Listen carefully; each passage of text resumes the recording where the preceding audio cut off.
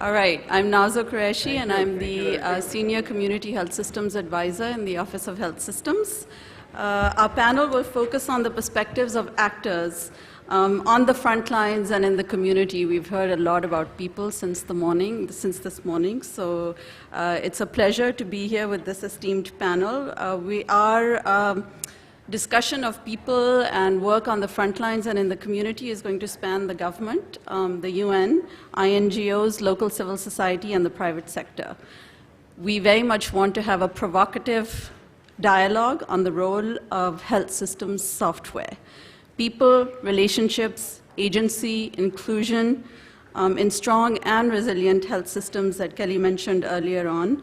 Are we on the periphery or are we central?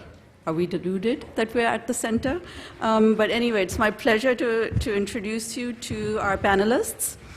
From UNICEF, we have Lu Wei Pearson, Deputy Director of Health, right next to me. We have Robert Clay, Senior Vice President of Global Health from Save the Children. From World Vision, we have the Senior Director for Health Program Quality Resources and Sustainable Health, Anne Claxton. From the International Rescue Committee, we have Ashley Wolfington, Senior Technical Advisor for Reproductive Health. And from GlaxoSmithKline, we have Shira Kilcoyne, Head of Government Relations. And from Johnson & Johnson, we have Mei Li, Director of Global Community Impact. And the structure of the panel is going to be that we're first going to discuss what we're learning from countries and our work on the front lines. Then how are we working differently or driving change within our institutions? And then we'll end with a provocation and a recommendation and ask you all to engage with us. So let's begin with UNICEF. UNICEF is at the forefront on the dialogue with countries about primary healthcare at the community level, and also on responding to emergencies. Lu Wei, what are you learning about strong and resilient health systems, and what is the political imperative to work differently?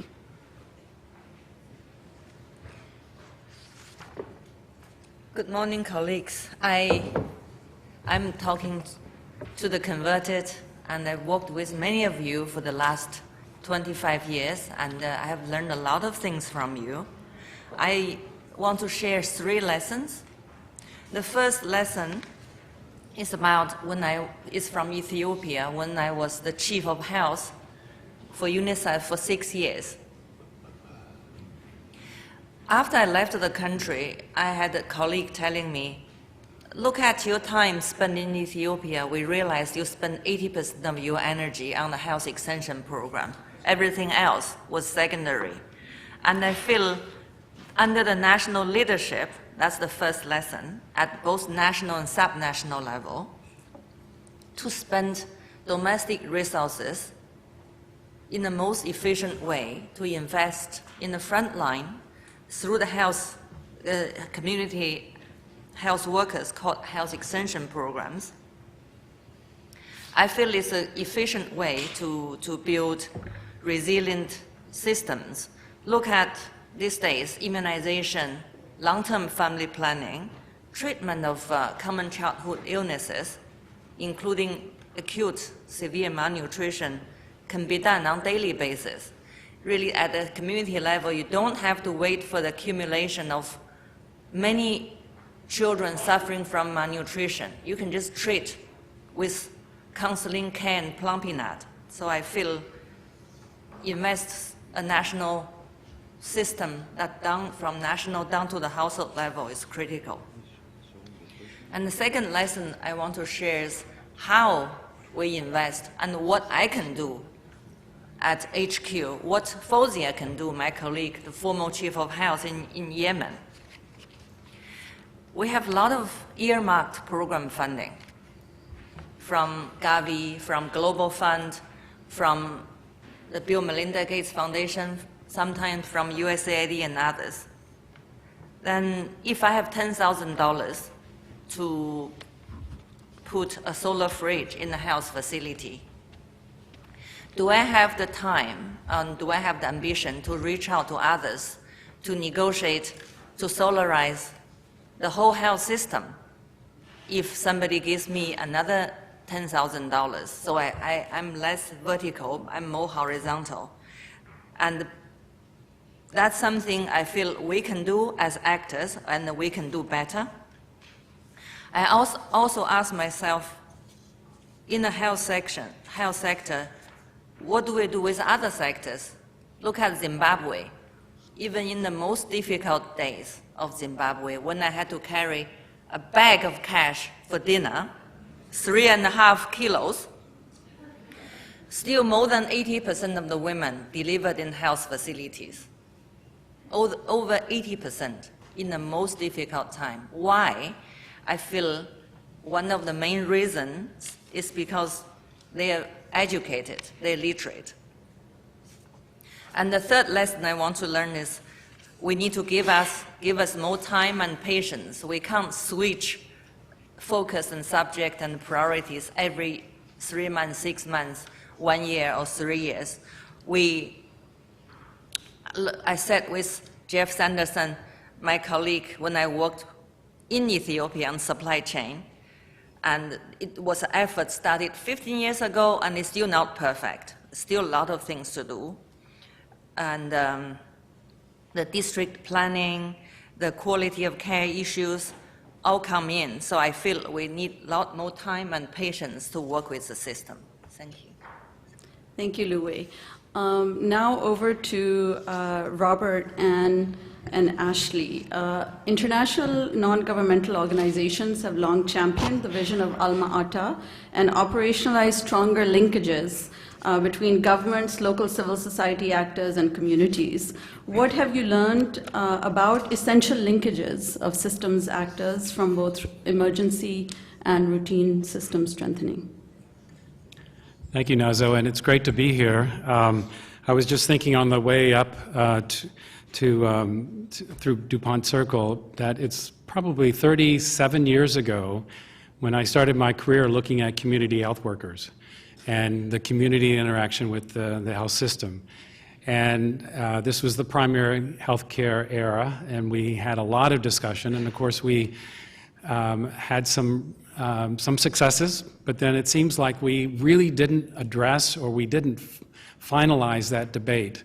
And so it's interesting how 30 some odd years later, we're still talking about how do we engage communities. And I would have thought when I started my career, we would be much further than we are now. But it's in that spirit that we at Save the Children commissioned or started a retrospective study of some of our programs to see what effects those studies or those projects have had on the health system.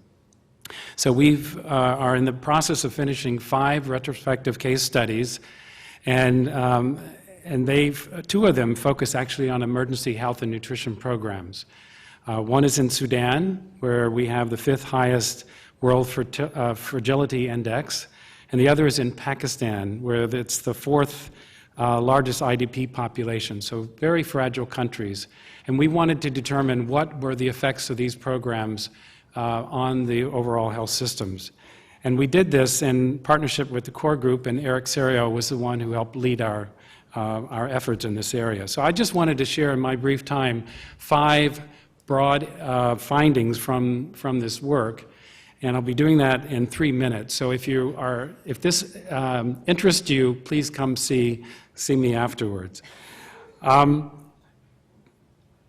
it's not, well, I guess we were pleasantly surprised that as we looked at these programs, that many of them actually had contributions to what we would call the bread and butter of health systems. So they did support issues around HR, community health systems, streamlining, HIS and supervision tools and quality and operations of policies.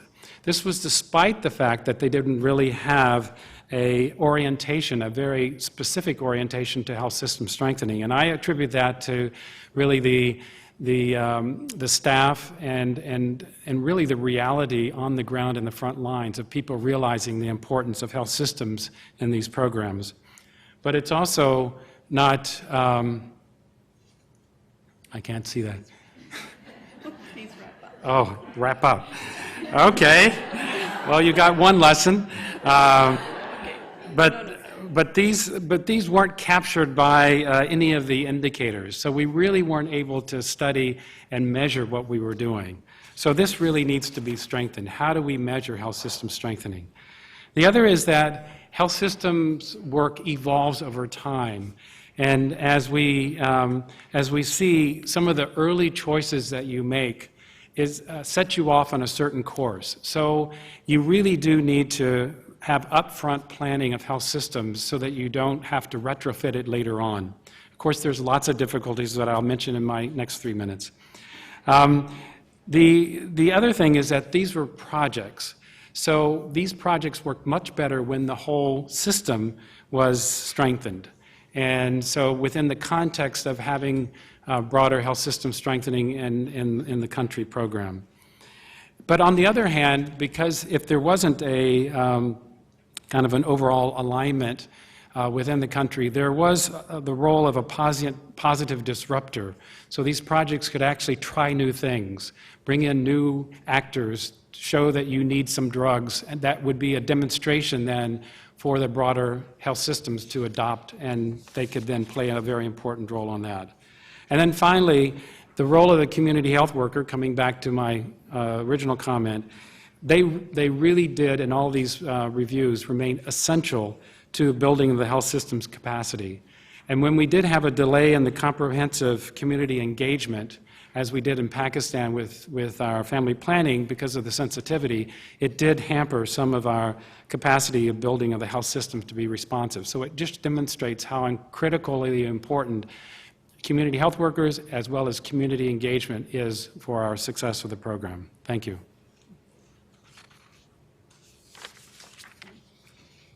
Thanks. So I'll just launch in. So certainly,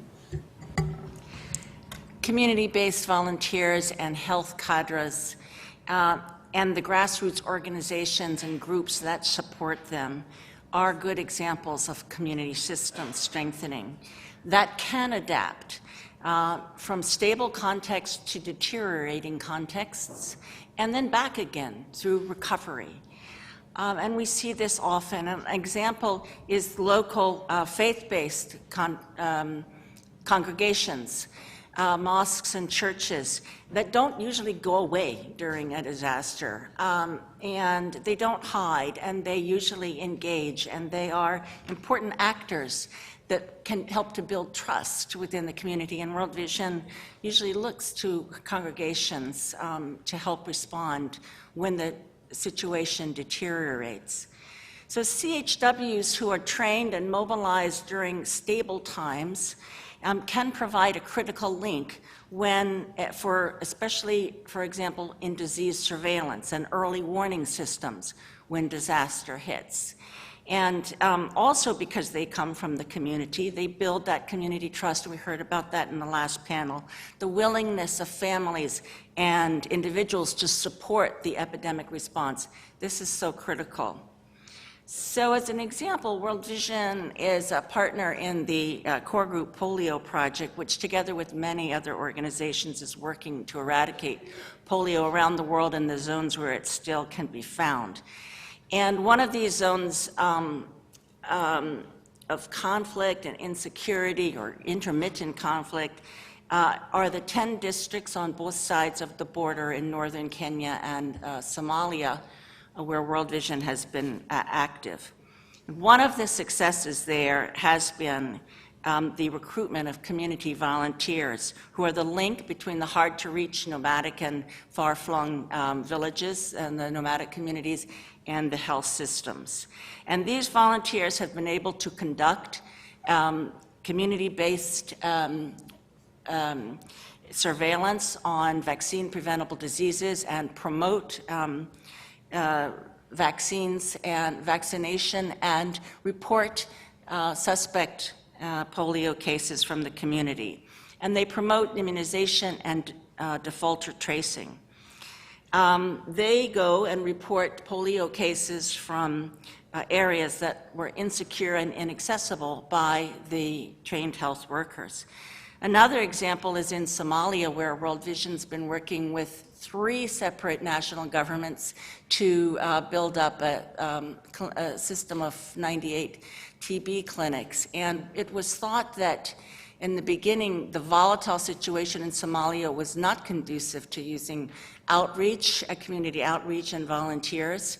But we were able to, since 2015, train community groups and work with community groups to support volunteers that have now been able to go in to the community and do active case finding for TB cases and report suspect cases and actually do DOTS partnering and so forth. And this has been very successful in increasing the case detection for tuberculosis throughout a very difficult situation in Somalia, up to 58%. So just a couple of examples of health workers at the community level really being able to work on disease surveillance and early warning systems. Thank you. I'm Ashley Wolfington from the International Rescue Committee, and the IRC is an international humanitarian organization, and that means that we are working primarily in places where people's lives are shattered by crisis to help them survive, primarily to recover and to ultimately take control over their lives. But I think one of the things that we talked about in preparation for this panel was to break down a little bit, hopefully over the course of the next half hour or so, some of the myths about what that really means. And I think one of the things I wanted to highlight is where IRC does most of our health work is in this place in between crisis and full recovery, a place where the system and the governments aren't strong enough either to do full health systems work, or they're not necessarily willing to take on the responsibility and be accountable to the population to provide those services. And for us, in our role as a humanitarian actor, we obviously have a humanitarian mandate to provide life-saving services to the population. And very often what that looks like is a patchwork of humanitarian and development approaches. So I wanted to just say a little bit about that. First of all, just to be honest about the fact that requires two kind of different muscle groups working together, a muscle group that's been trained to do sprinting, and a muscle group that's been trained to do more long-distance running or marathon running. And obviously those things don't always come together so beautifully, but we've been doing this a long time, and we're also learning more about what works and what doesn't, and forums like this are allowing us to have kind of honest conversations about that. So one of the things that we find in our work is that we're very often building the health system in some areas while also propping it up in other ways. So by propping, it means very often we have to continue to pay health workers directly or to procure drugs, where obviously that is not really the goal of a development program. But that might be done alongside of helping the government think through a community health strategy like some of the other panelists have described. So at the same time that we're doing this work, we also have to keep one eye over our shoulder for the next sort of big shock that's coming, and it's not an if, it's really a when. And I think any of us in this room who have worked in DRC or Pakistan, in the Central African Republic, Somalia, I think we know that the next flood or outbreak or violent insurgency is just around the corner. And I think two approaches, which I hope we'll talk about a little bit later, that we're excited about in terms of building local resilience is one is, particularly for health, is working with local existing providers, so private providers, both pharmacies and local providers who are part of the network of the health system. And this has been true in responses recently in Colombia, in Pakistan and Jordan.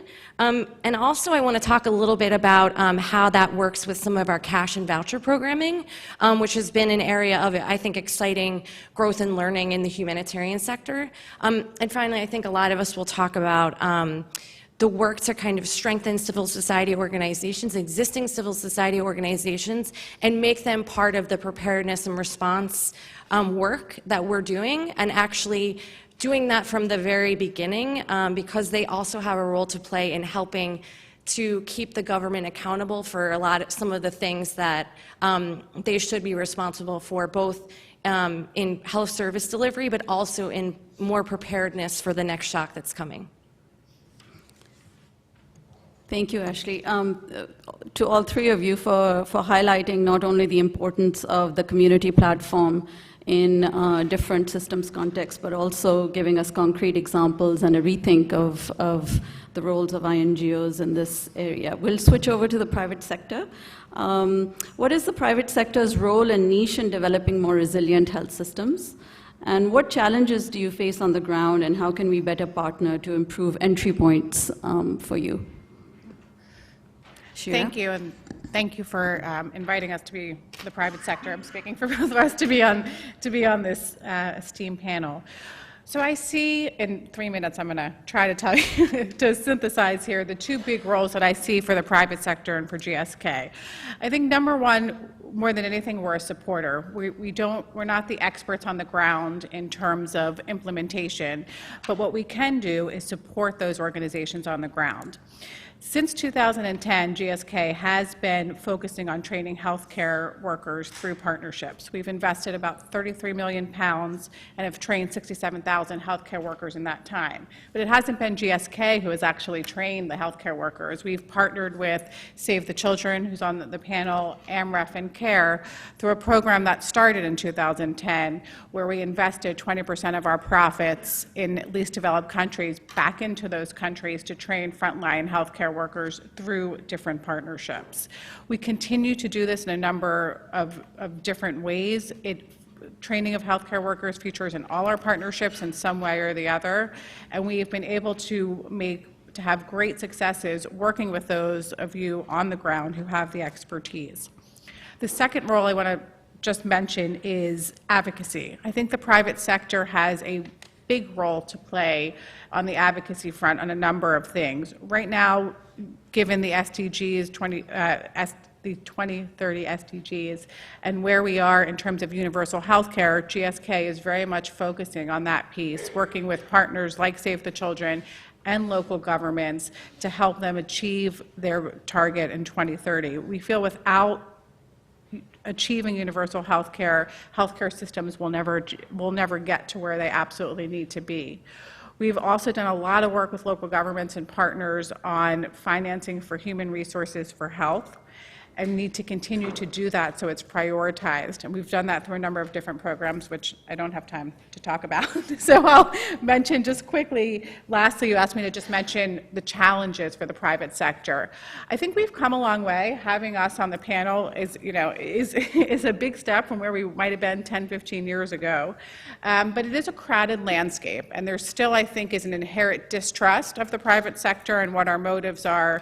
It varies working with different partners and working with different governments. I think we've made a lot of progress, but there's still a lot of progress to make. I think if there is more openness on both sides, the private sector and partners and stakeholders within this community, we can do a lot more together. I also, it's a very confusing and fragmented space.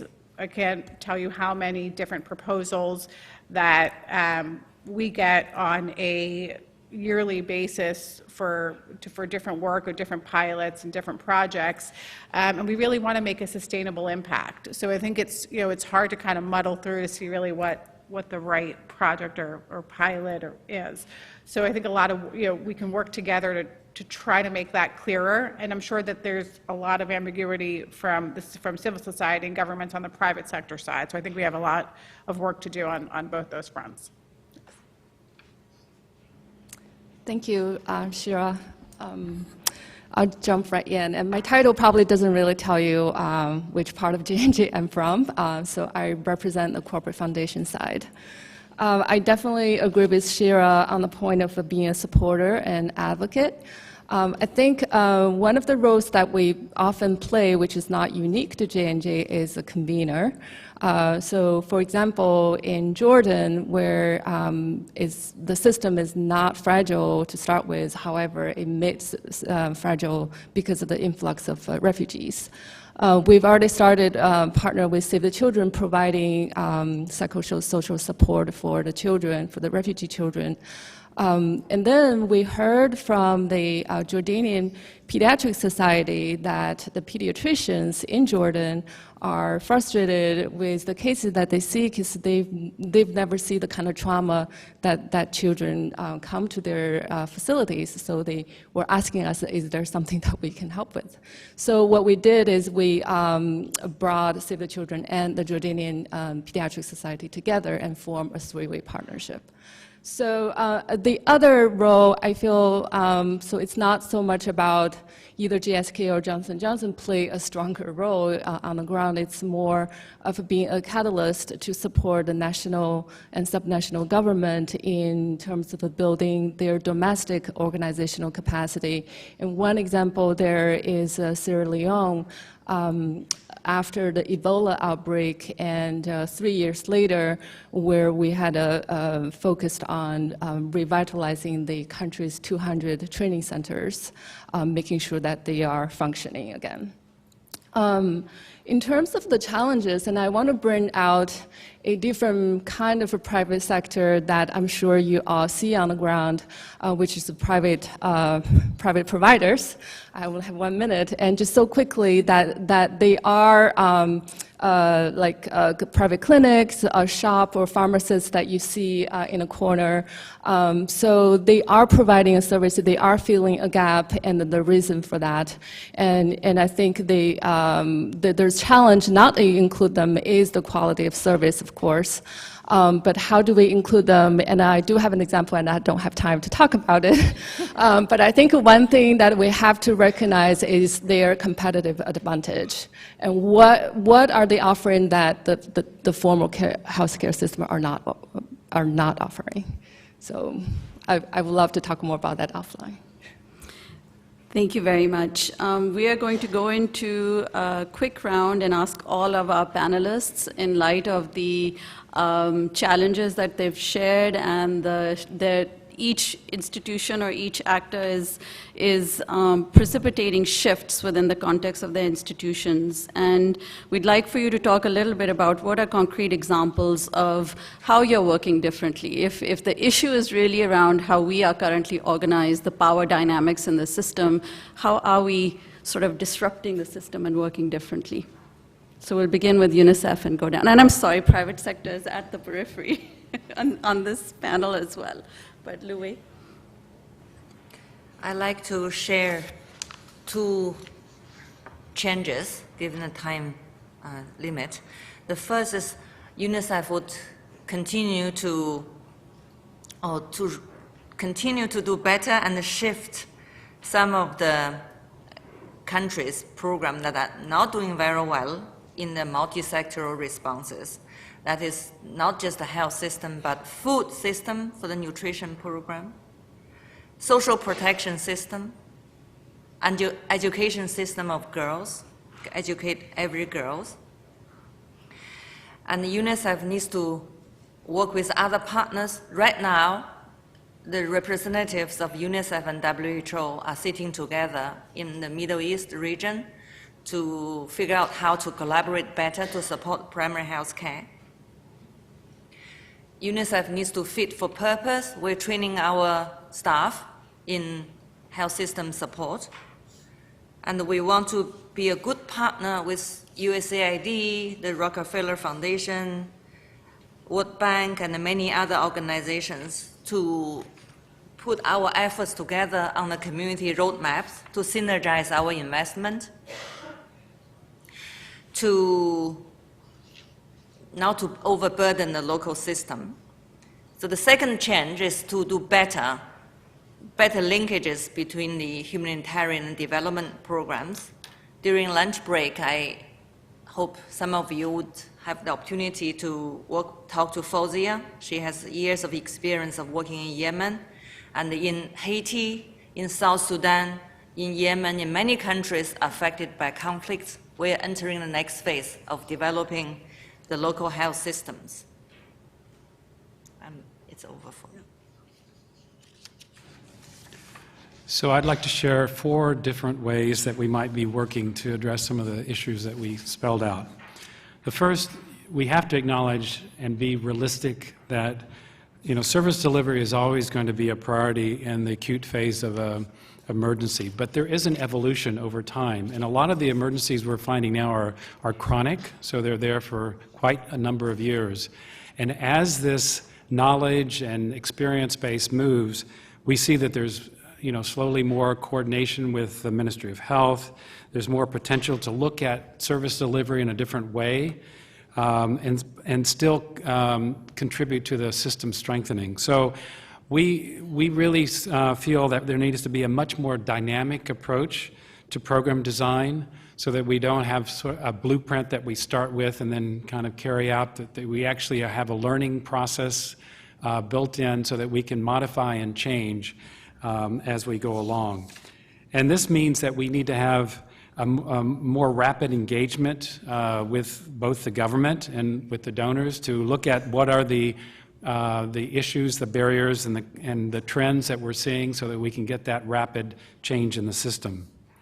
Second, I mentioned the fact that this work that we did was to try to address the gap in some of the evaluation, and I think the evaluation gap is really a huge missed opportunity for all of us, because we don't have the ability to really talk about the long-term consequences of our work unless we have that information, as well as, it's a missed opportunity to demonstrate some of the system's benefits of an intervention, and then really use that with the policymakers to make changes. So having a stronger information system would be very, very helpful. And we're looking at Save the Children of doing much more forward-looking health systems assessments and evaluations than retrospective.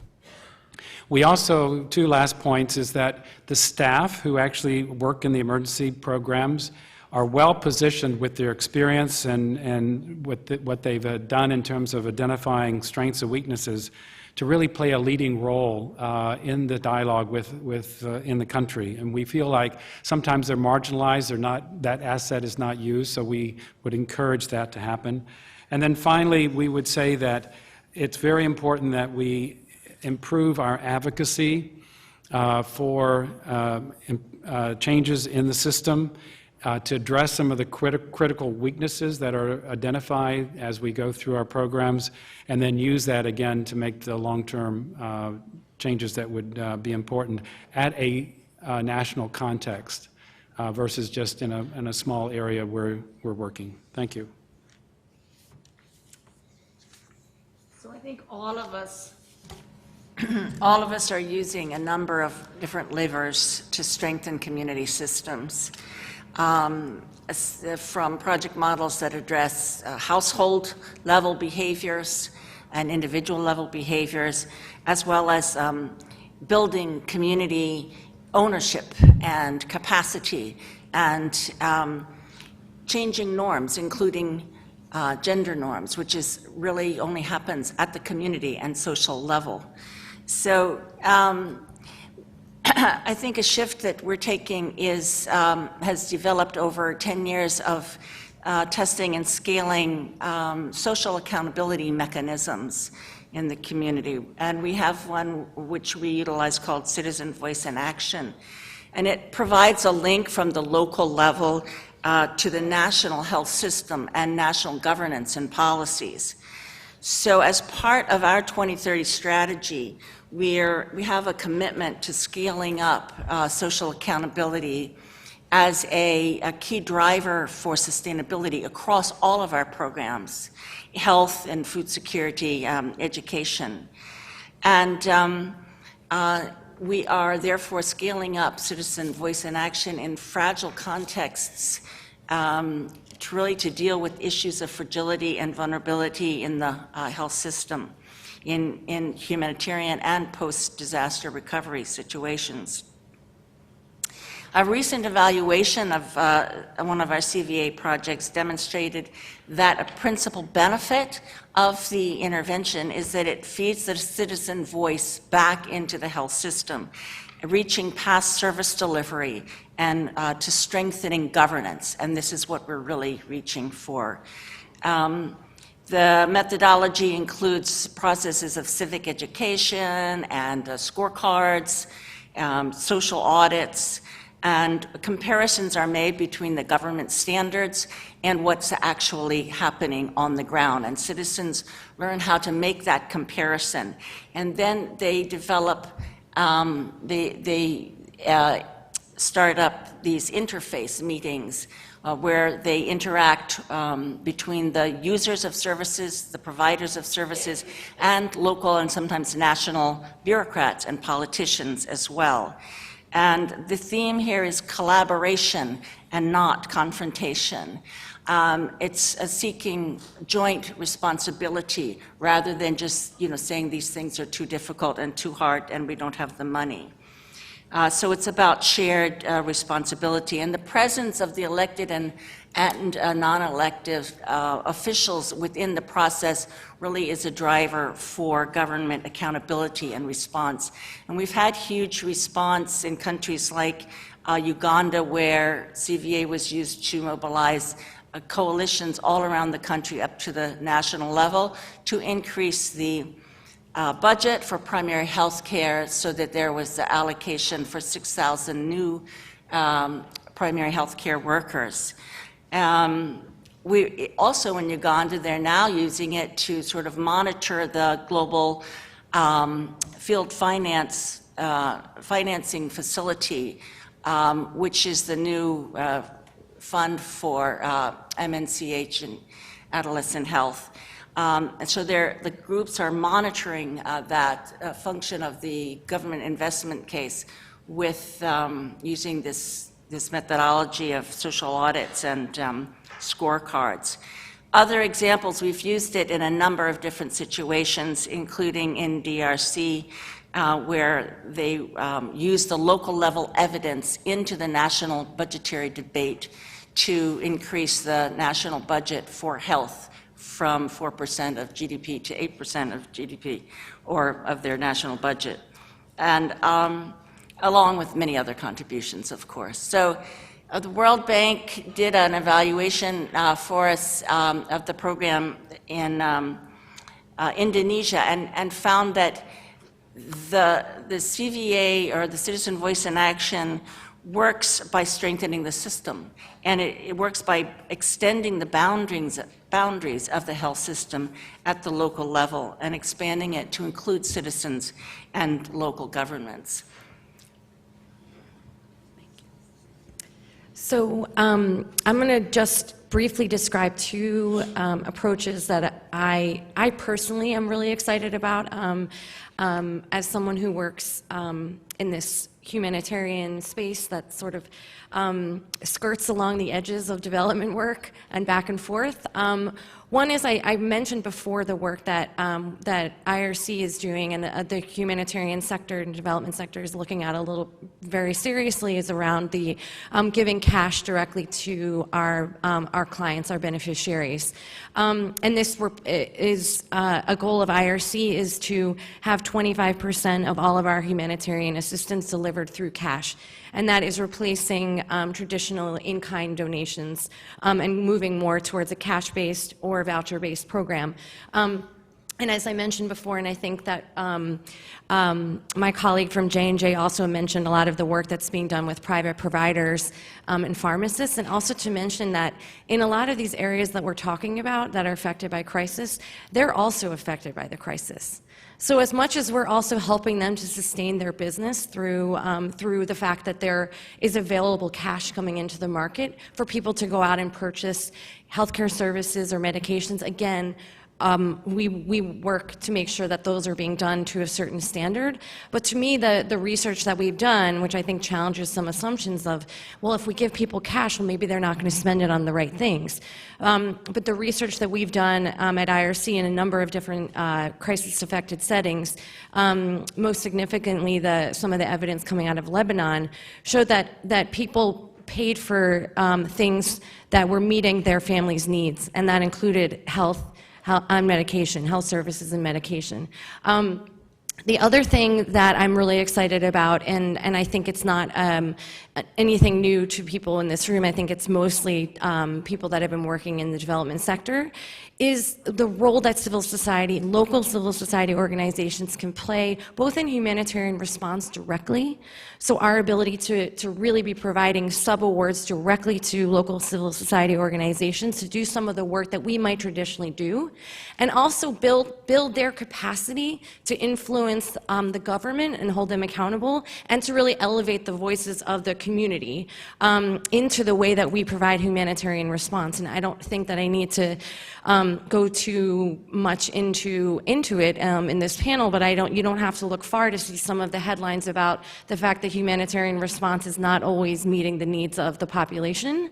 And so they have a really big role to play there, and I think that's an area in which we can explore a lot more. And I'm really excited about being a part of that. So I'll talk briefly about how we've sort of shifted our focus in global health on GSK, which has resulted in kind of a new way that we will be and are partnering. So GSK created a new global health unit with the idea to focus our activities really more on where we can add value and what our strengths are. So with that new strategy, and I'm just going to give you top line here, given the time, we have decided to focus all of our activities on TB, malaria, and HIV. And the reason that we're doing that is because we have a complementary R&D global health unit that has a strong portfolio in all three of these areas. That R&D unit will also be looking at interventions that improve maternal, neonatal, and child health outcomes in the developing world. So with a combination of the focus on those disease areas and our science-led approach, we are looking at partnerships through a different lens.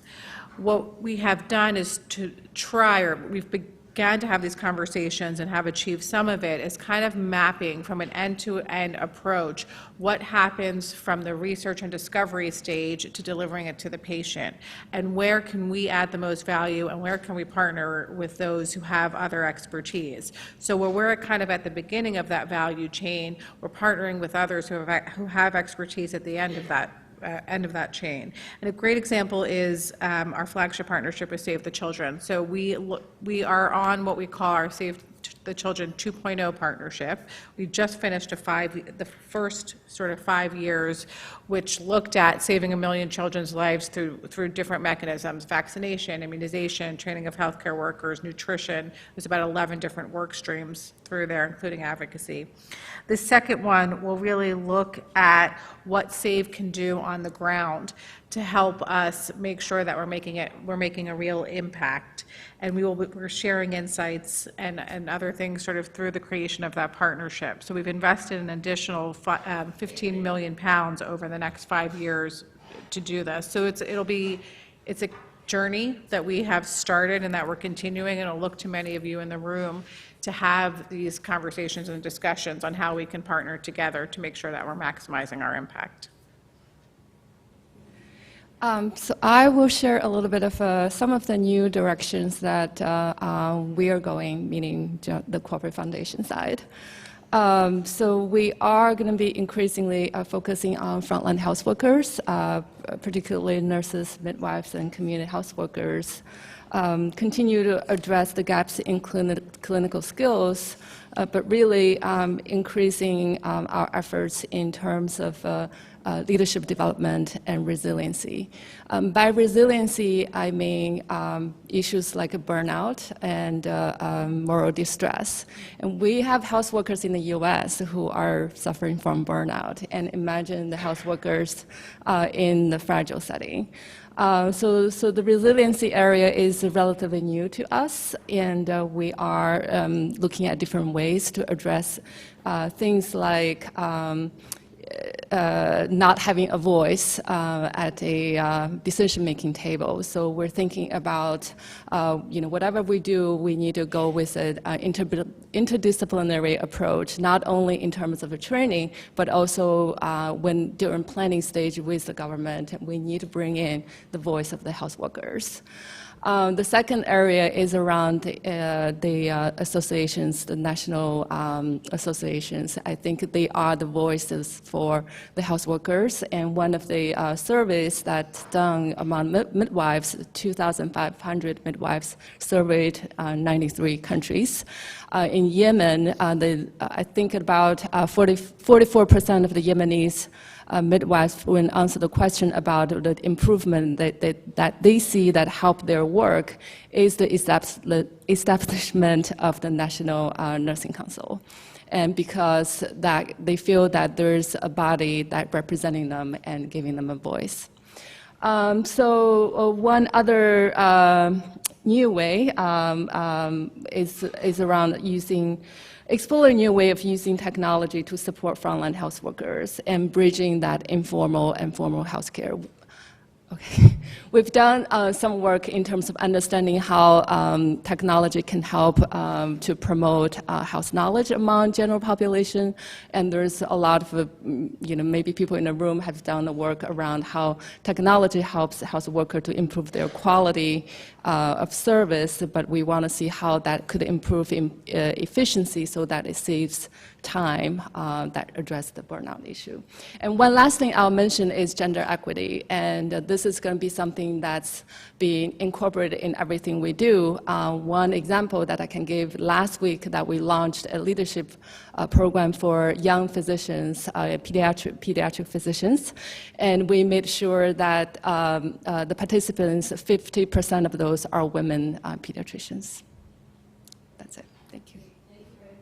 And before we open up to your questions, we've heard a lot of rich examples, pivots that organizations and institutions are making.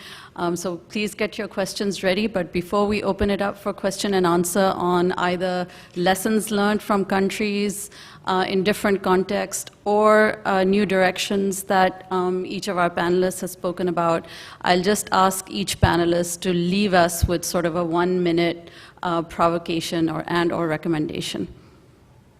Louis? I have some personal reflections on self-resilience. In my life, there are two things, or two voices on resilience that left impression in me. One is, as a child, grew up in China, it was a national agenda to be self-reliant, even at the poorest time. And just be self-sufficient, it's in our culture. And I feel that needs to be a national agenda for the countries that want to be self-resilient, to be self-reliant, and we at the UN has the mandate to support the countries. The second time I heard the pitch of self-resilience was in Ethiopia. The Prime Minister was asked, in your country, there's so much investment from different partners to your health sector. What are you doing? And he said, all of you are very interested to support the health program in Ethiopia, so I'm investing the domestic resources for something else, girls' education and other areas you're not interested in that much. But if one day you're not going to support me, I will use my national resources to pay the salaries of health extension workers and everybody. I'll make sure there's essential commodity and there's everything else to keep it going. So we need national vision. So as more and more of our countries are in the fragile state, I'd like to focus my comments on what the donors could do. And I would say that donors could be a much better role model for all of us. And I would just put out that the whole humanitarian to development nexus, there's still a big divide. And from the implementing partner perspective, we hear different voices from different parts of agencies, and it's very difficult for us to align with the vision. So I would suggest that effort be made to bring a common vision between those two parts. As I said before, more flexibility in and innovativeness in our planning, and just cite, for example, the crisis modifiers that USAID uses as a good example of that, where we can have that built into our program so we can build on existing platforms when there is an emergency that comes. And then continued support, maybe increasing it, for long-term reliance planning. And we had an example in Nepal where we were doing an ICCM a program, and we were able to convince the donor to bring in resources to help us look at planning, because this area was a flood-prone area, so bring in that component to that program. So continue to support those kind of innovative long-term vision planning. Thank you.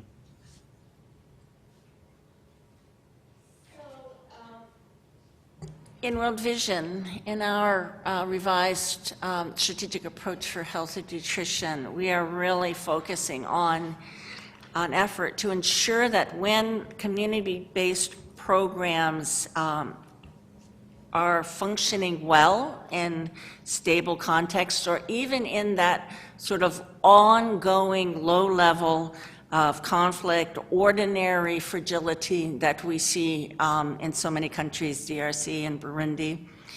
We want to see that the programs can quickly adapt to a sudden deterioration in the fragility level without breaking those tenuous links with the health system, which is the tendency. And our frontline workers, they're dedicated to responsiveness and service delivery. And I think all civil society, community, and NGO actors are often very capable of agility, quick turnarounds, adaptation, and responsiveness in the face of humanitarian crises. But I just wonder, in some cases, are we too quick to abandon our principles of country ownership and health system strengthening, governance, good governance, and collaboration in favor of sometimes non-sustainable solutions to continue service delivery? So that's our challenge. I echo that. I think this is really the challenge, is how to really serve both of those masters at the same time. And I think I would say, in terms of for everyone in this room, what can we all do? And I think one of the things that we can do is challenge many of our long-term assumptions about the feasibility of some of these approaches in fragile or humanitarian settings, particularly things that are very well oriented to take to scale. So things that I mentioned before around cash and also working with local civil society organizations. And I think just to all agree that we're all on the same page, we all have the same goals in terms of we want to achieve the SDGs and some of these larger global ambitions around FP 2020, and that achieving those is not feasible without including people who are living in fragile and humanitarian settings. And that conversations like this, where we can really have an honest dialogue, I think are a really important first step, because we do need to come up with some new models, or we need to put more investment in learning about what models are currently working. And I think there were a number of really good examples up here today. And I think for us in the humanitarian and development NGO community, I think we can also be doing more by actively asking donors to give us money to do just that. To work together and also to really empower, push money down to local civil society organizations, and then really articulate what is our role, what is our value add in terms of helping to then influence the resilience, the mentorship to local civil society organizations, building their capacity. How do we amplify their voices with all of the exposure that we have to donors and international audiences. And so I think that I'll just leave it there. I think that there's a lot more that we actually can be doing if we talk to each other, we get on the same page with some of the language, understand that we aren't always talking about the same thing, and then try to figure out what is working and go forward.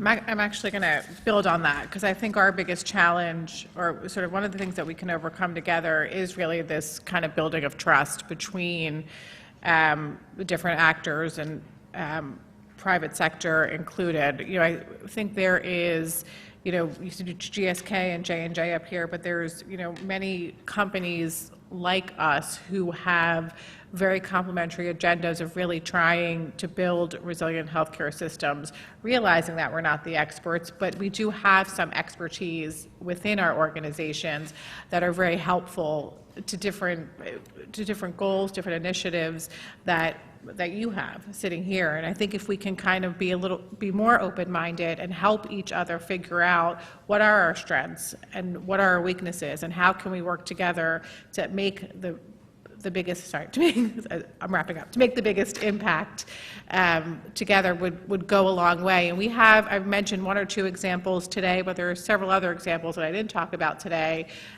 from GSK and the industry overall, where working together has proven to make a big impact on the front line. So I urge us to continue to think about new and innovative ways, and to be open to different and new collaborations. I will leave you with two questions, one on resilience and one on self-reliant.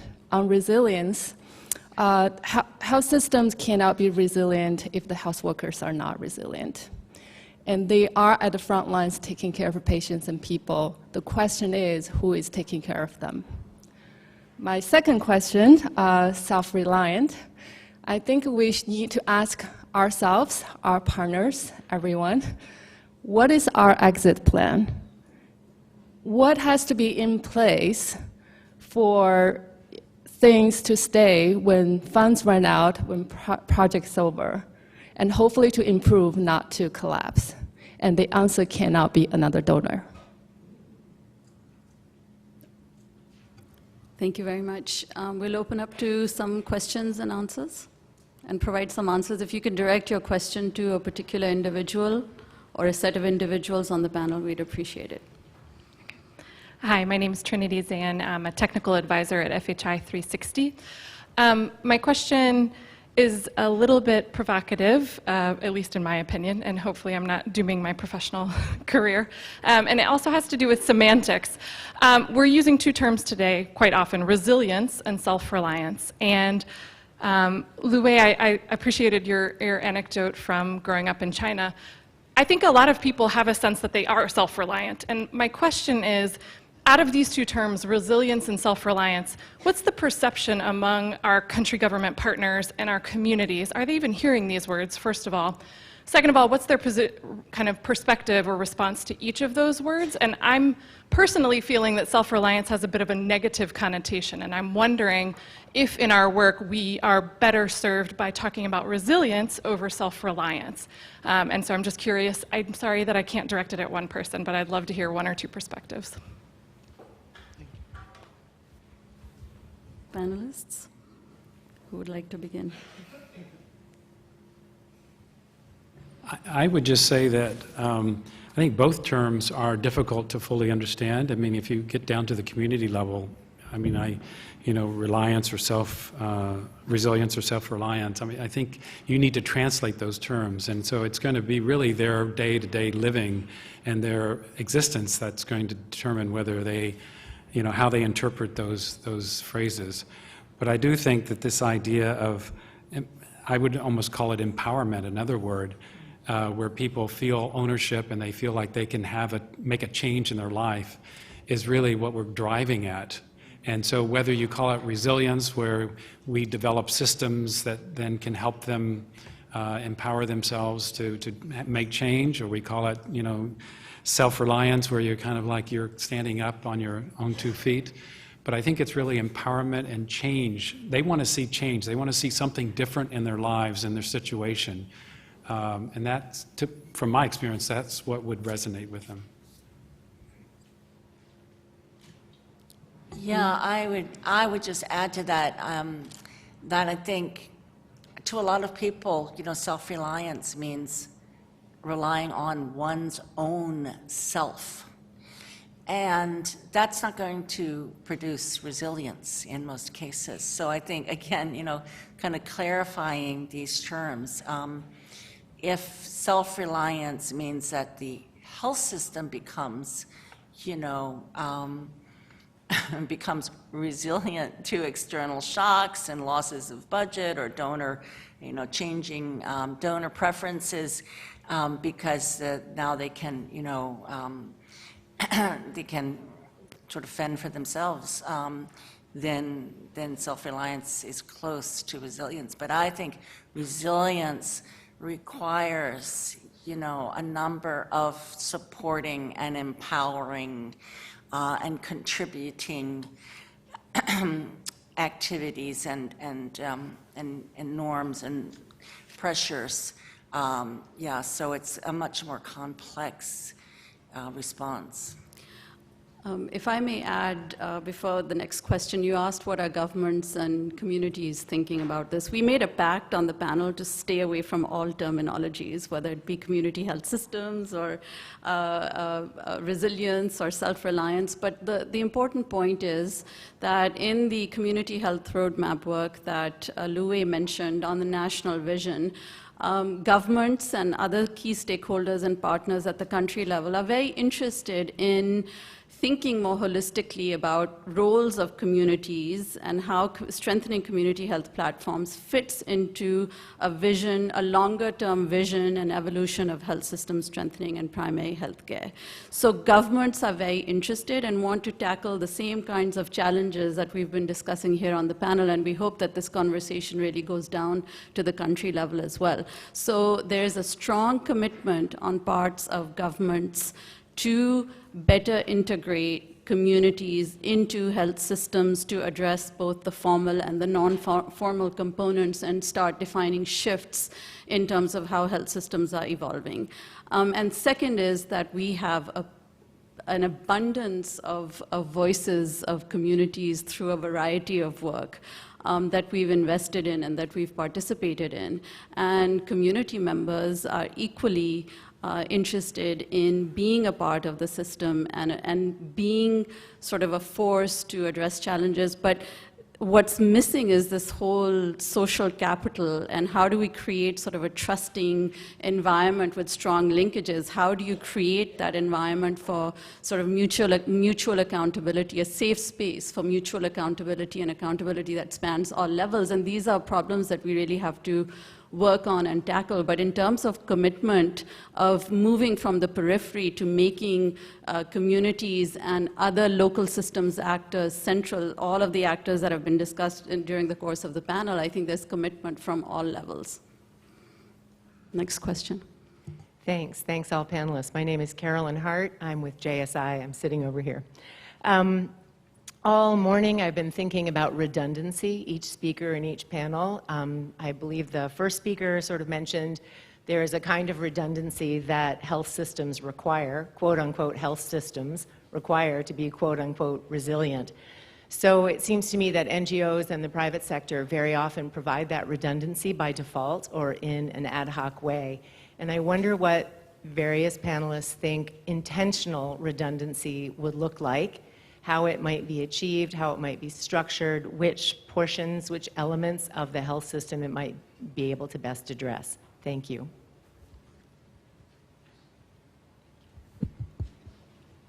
Panelists, should we begin with the far end of the panel? Who would like to tackle the... Okay, I'm gonna go for it. I challenged everyone in the room, so I'll take on the challenge of answering that one. So I have to say, I don't think that I heard the earlier panel, but I think that my experience almost everywhere where IRC works is that the NGO and the private sector are, as I mentioned, are it's not just redundancy, it's that they're replicating things that the government, not even replicating, they're doing things that the government should be doing. And I think one really specific example, it's probably not going to answer your question, is, I think, a really honest conversation among all of us and the governments that we work around the capacity building of healthcare workers, which I think is like, there's like 3 separate problems going on. One is the fact that governments aren't paying their healthcare workers means that not only do we have to pay the healthcare workers through donor money, on top of that, we also have to top that up with the per diems that are coming from training. And so people are getting trained 10 times on the same thing. I think if I had one goal, it would probably be really focused on an analysis of how we can really remove some of those very, very backwards incentives to have people away from the health facilities and in trainings constantly as a means to kind of make up for what are several systems failures going on at the same time. So maybe I didn't answer the question, but I wanted to say that.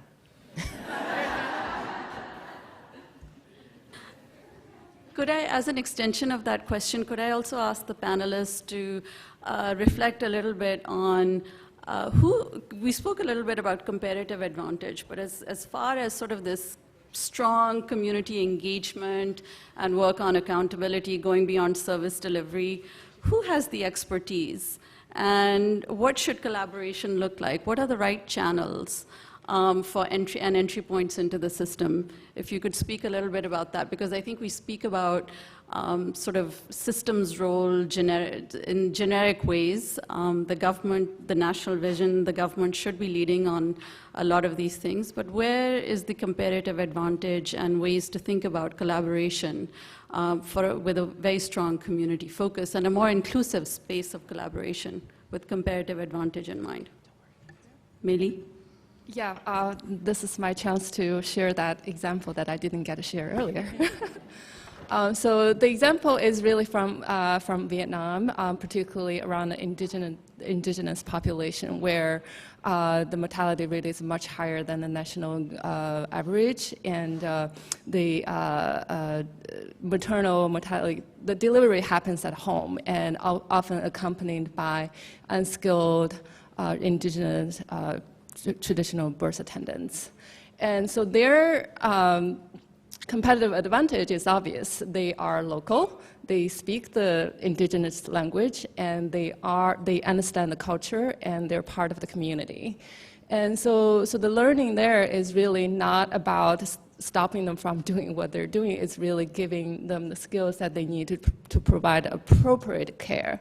So with UNICEF Vietnam and the government of Vietnam, and the part of the program is to create this indigenous midwife network and provide them 6 months training in the provincial facility so that they go back to their community and to provide the basic midwifery service and allow home delivery, because it's just there's no transportation for people to go to health facilities.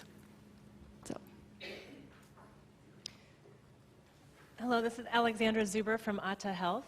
One word that hasn't come up today, is, at least that I've heard, is social cohesion.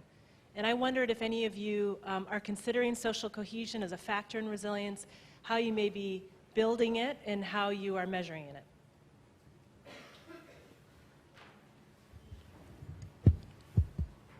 Louis?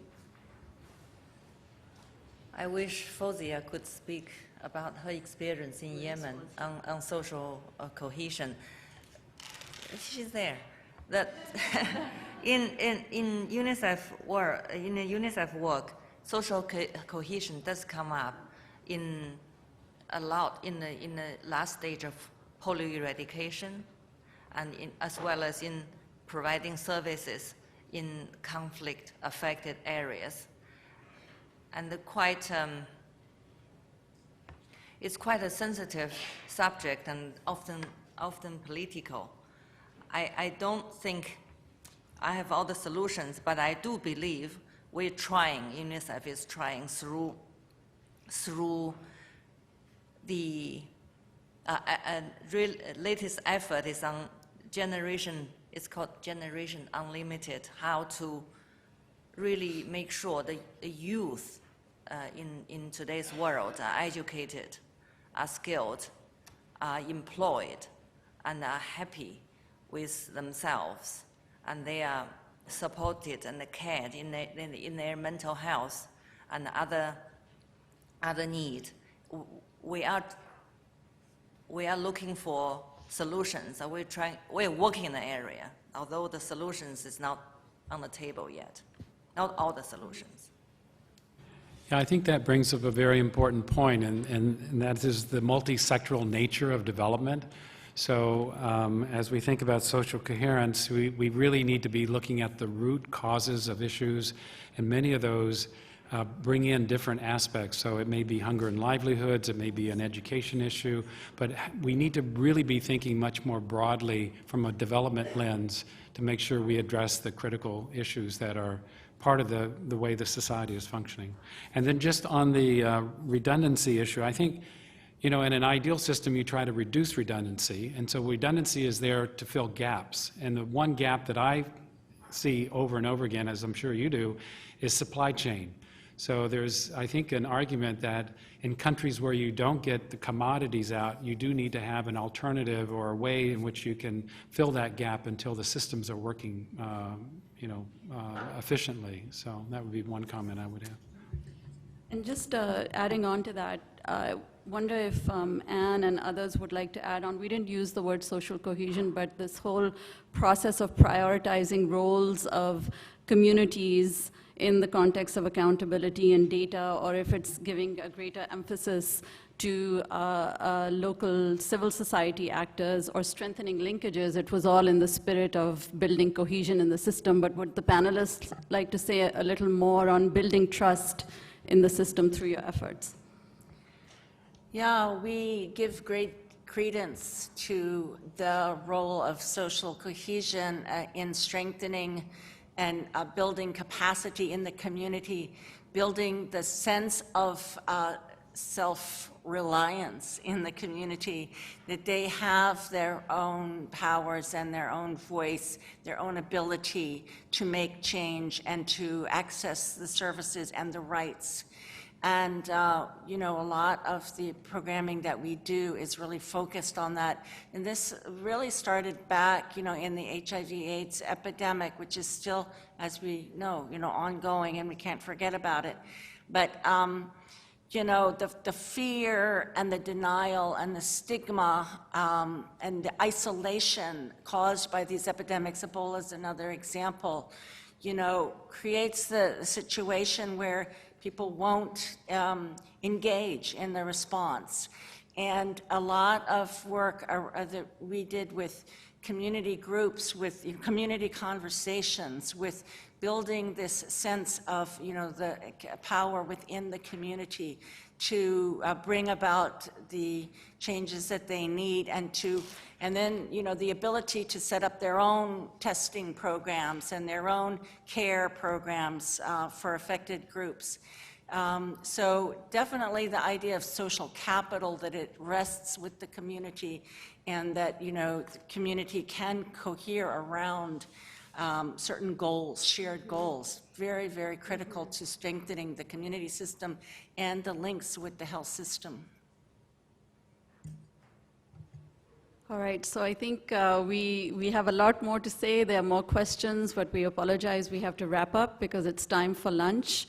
And I will would like to say thank you to the panelists. I won't do a synthesis and keep you from your lunch, but you've heard a lot of great comments today on not only creating a vision and direction at the national level, but also at the community level, and the incentives and the choices that are driving our collaborative work. We have a lot more conversations to do on this front, but it's great that we've started, and I'd just like to thank the panelists for the thoughtfulness with which you've shared your country lessons, the way that you've reframed the challenges and sort of opened our thinking and orientation on how to even think about systems, and the ambition with which you are taking steps forward. So it's a great opportunity for us to come together and really hold each other accountable as we move forward to make communities, local civil society, private sector actors a critical part of the system